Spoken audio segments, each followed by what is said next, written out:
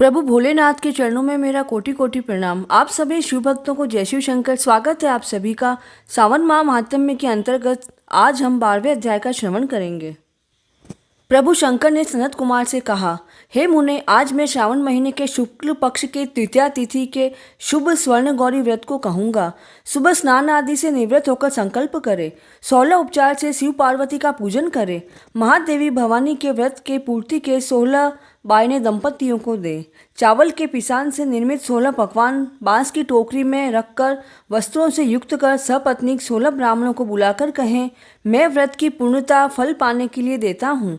प्रतिव्रत धर्मयुक्त सुवासिनी स्वीकार करें। इस तरह 16, 8, 4 या 1 साल व्रत करे व उद्यापन करे।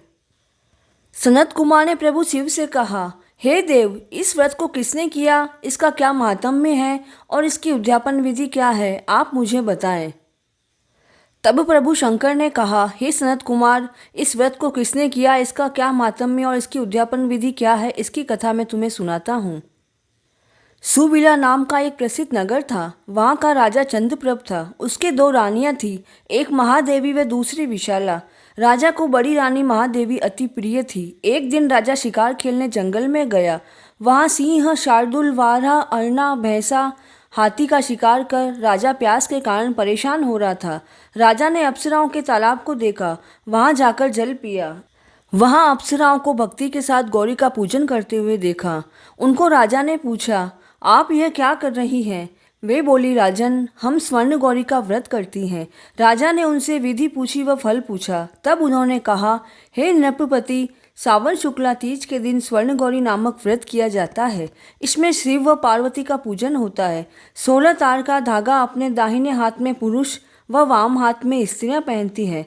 तब राजा ने भी व्रत कार्य को पूर्ण कर 16 तार का धागा अपने दाहिनी भुजा में बांधकर व्रत को स्वीकार किया। राजा बोले, मैंने इस धागे को व्रत के लिए बांधा है। इस व्रत को पूर्ण कर वह राजा अपने घर को आ गया। भुजा पर धागा देखकर बड़ी रानी अति क्रोधित हुई और पूछा, उसे धागे को भुजा से तोड़कर बाहर फेंक दिया। राजा के मना करने पर भी वह नहीं मानी। जहाँ धागा गिरा वहाँ सूखा पेड़ था। उस धागे का स्पर्श पाकर वह पेड़ हरा हो गया। यह सब घटना छोटी रानी देख रही थी। छोटी रानी ने पेड़ से टूटे धागे को अपनी बाईं भुजा पर बांध दिया और इसके प्रभाव से वह रानी राजा को अति प्रिय हो गई। बड़ी रानी ने व्रत का अपमान किया, इस कारण वह राजा द्वारा त्याग दी गई। इस कारण वह वन में चली गई, क्योंकि किसी ने भी उसको शरण नहीं दी। तिरस्कृत व दुखी होकर रानी जंगल में घूमते हुए एक जगह बैठ गई। तब उसके सामने देवी प्रकट हुई। तब देवी को रानी ने दंडवत किया और स्तुति की एवं गौरी का व्रत किया। इससे देवी प्रसन्न हो गई। व्रत के प्रभाव से राजा रानी को घर ले आए। वह देवी ने उसकी सभी इच्छाएं पूर्ण कर दी। दोनों पत्नियों के साथ राजा का राज्य समृद्धशाली हो गया। अंत में राजा दोनों पत्नियों के साथ शिवलोक को गया। 12वां अध्याय संपूर्ण। प्लीज़ चैनल को सब्सक्राइब करें व लिंक को शेयर करें। जय शिव शंकर।